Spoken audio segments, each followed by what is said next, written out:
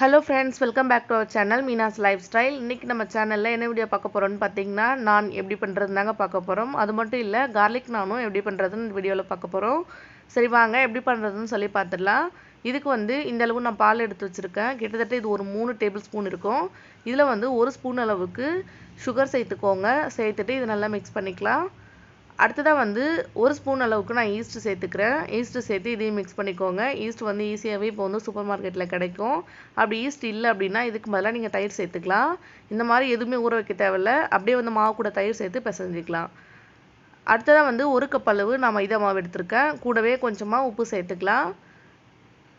இப்போ நம்ம ஈஸ்ட் சேர்த்து வச்சிருந்த பால் இதல சேர்த்துலாம். ஈஸ்ட் வந்து ஒரு 10 நிமிஷத்துல இந்த மாதிரி நல்லா வந்து நுரைச்சு வந்திருக்கும். அதுக்கு அப்புறமா இது கூட சேர்த்து மிக்ஸ் பண்ணிக்கலாம். இது இல்லாம உங்களுக்கு வந்து தண்ணி தேவைப்படுது அப்படினா தண்ணி சேர்த்துட்டு மாவு நல்லா பிசைஞ்சுக்கோங்க. கூடவே வந்து நல்லா சாஃப்ட்டா இருக்கிறதுக்காக நான் கொஞ்சமா பட்டர் சேர்த்துக்கிறேன். பாருங்க இந்த அளவு வந்து மாவு நல்லா பிசைஞ்சு வச்சிடலாம். இது வந்து ஒரு 1/4 மணி நேரம் இப்படியே இருக்கட்டும். இது ஒரு மூடி போட்டு வச்சிடுங்க. 1/4 மணி நேரத்துக்கு அப்புறம் பாத்தீங்கன்னா இந்த மாதிரி நல்லா பொங்கி வந்திருக்கும். இப்போ கை வச்சு மாவு வந்து நல்லா இந்த மாதிரி பிசைஞ்சு எடுத்துக்கோங்க. நல்லா வந்து சாஃப்ட்டா பிசையணும்.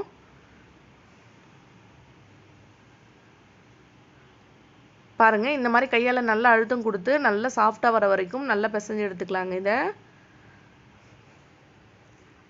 இப்போ மாவு பிசைஞ்சு எடுத்ததுக்கு அப்புறமா அதுல இருந்து ஒரு பால் எடுத்து இந்த மாதிரி உருட்டிக்கலாம். இந்த மாதிரி நீல வாக்குல உருட்டிக்கலாம். சப்பாத்தி உருட்ட தெரியாதவங்க கூட நான் வந்து ரொம்ப ஈஸியா பண்ணலாம். உருட்ட தெரியாதவங்க உருட்டினா எப்படி வருமோ அந்த மாதிரி தான் இது வரும். பாருங்க இந்த மாதிரி நீல வாக்குல உருட்டி எடுத்துக்கலாம். ரொம்ப சிம்பிள் தான் இது. சப்பாத்தி செய்யறதை விட ரொம்பவே சிம்பிளா செஞ்சிடலாம். இந்த மாதிரி உருட்டி எடுத்து வச்சுக்கோங்க. அடுத்ததா வந்து ஒரு தவா வந்து அடுப்புல வச்சிருக்கேன். இதுல கொஞ்சமா பட்டர் சேர்த்துக்கலாம்.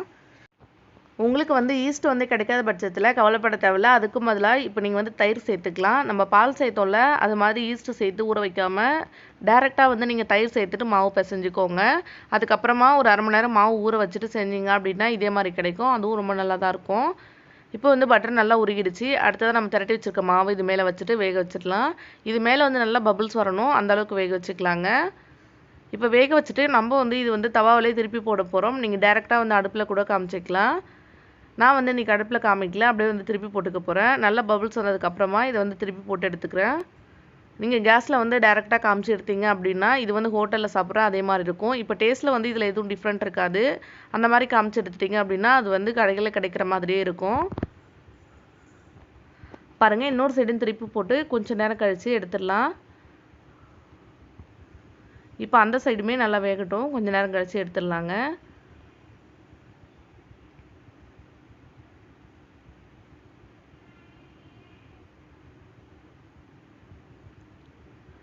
அவ்வளவுதான். இப்போ வந்து 2 சைடுமே நல்லா வெந்துருச்சு. இத வந்து வெளியில எடுத்து வச்சிடலாம். இன்னொரு சைடு திருப்பி போடாம அப்படியே நீங்க கேஸ்ல காமிச்சிட்டு எடுத்துக்கலாம். இப்போ நம்ம எடுத்து வச்சிருக்க எல்லா மாவுமே இதே மாதிரி செஞ்சுட்டு எடுத்துக்கலாம். லைட்டா வந்து பட்டர் தேய்ச்சுக்கோங்க. அப்போ வந்து சாப்பிடுறதுக்கு இன்னும் சாஃப்ட்டா இருக்கும். பட்டருக்கு பதிலா நீங்க நெய் கூட பயன்படுத்திக்கலாம். பாருங்க மேல வந்து கொஞ்சமா இந்த மாதிரி பட்டர் தேய்ச்சிக்கிறேன். நீங்க வந்து லைட்டா வேக வைக்கும்போதே மேல பாருங்க நிறைய பபிள்ஸ் மாதிரி வருது. இந்த மாதிரி நிறைய பபிள்ஸ் மாதிரி வந்ததுக்கு அப்புறம் தான் திருப்பி போடணும். பார்த்தாலே தெரியும் நிறைய வந்து இந்த மாதிரி பபிள்ஸ் வருது பாருங்க. இதே மாதிரி நம்ம எடுத்து வச்சிருக்க எல்லா மாவும் போட்டு எடுத்துக்கலாம். இப்போ வந்து இது garlic நான் எப்படி பண்றதுன்னு பார்த்துடலாங்க. இப்போ நம்ம எடுத்து வச்சிருக்க நான்லயே வந்து கொஞ்சமா பட்டர் எடுத்துக்கோங்க. ஒரு 2 பூண்டு வந்து நல்லா வந்து பேஸ்டா அரைச்சிட்டு அதை இது கூட சேர்த்து நல்லா மிக்ஸ் பண்ணிக்கலாம். கூடவே கொஞ்சமா கொத்தமல்லி சேர்த்துட்டு இது மேல வந்து இந்த மாதிரி கிரீஸ் பண்ணிக்கோங்க. நான் வந்து நல்லா சூடா இருக்கணும். அப்போ வந்து பட்டர் அப்ளை பண்ணீங்க அப்படினா நல்லா வந்து பட்டர் உருகி இது கூட வந்து நல்லா ஒட்டி வரும். நல்லா சாஃப்ட்டாவும் இருக்கும். இதுல வந்து இந்த garlic ஃப்ளேவர் இருக்கும். அதுதான் அது வந்து ரொம்பவே நல்லா இருக்கும். நீங்க யூசுவலா நார்மலா செய்யறதுல வந்து வெறும் பட்டர் மட்டும் இந்த மாதிரி அப்ளை பண்ணிட்டீங்க அப்படினா நல்லா சாஃப்ட்டா இருக்குங்க. இது வந்து சிக்கன் கூடலாம் சேர்த்து சாப்பிடும்போது ரொம்ப நல்லா இருக்கும். அவ்வளவுதான் நம்மளுடைய சூப்பரான நான் வந்து ரெடி ஆயிடுச்சு. இது வந்து பன்னீர் பட்டர் மசாலா கூடலாம் சேர்த்து சாப்பிடுறதுக்கு ரொம்ப சூப்பரா இருக்கும். நீங்க சிக்கன் கிரேவி கூட சேர்த்து சாப்பிடலாம். ரொம்பவே டேஸ்ட் நல்லா இருக்குங்க. இது மேல வந்து நம்ம garlic அப்ளை பண்ணிருக்கோம்ல. இது வந்து எக்ஸ்ட்ரா டேஸ்ட் இன்னும் ரொம்ப நல்லா இருக்கும். பார்க்கிறதுக்கு பாருங்க எந்த அளவு சாஃப்ட்டா சூப்பரா வந்திருக்கு அப்படின்னு. இதே மாதிரி தயிர் சேர்த்து பண்ணீங்க அப்படினாலும் நல்லா தான் சாஃப்ட்டா இருக்கும். நீங்க அந்த மாதிரி கூட ட்ரை பண்ணலாம். உங்களுக்கு இந்த வீடியோ வந்து ரொம்ப பயனுள்ளதா இருந்திருக்கும்னு நினைக்கிறேன். அடுத்த ஒரு இன்ட்ரஸ்டிங்கான வீடியோல பார்க்கலாம் ஃப்ரெண்ட்ஸ். உங்களுக்கு இந்த வீடியோ பிடிச்சதுன்னா உங்க ஃப்ரெண்ட்ஸ் கூடயும் ஷேர் பண்ணிக்கோங்க. ப்ளீஸ் மறக்காம நம்ம சேனலை வந்து லைக் பண்ணிடுங்க, சப்ஸ்கிரைப் பண்ணிக்கோங்க. Thank you.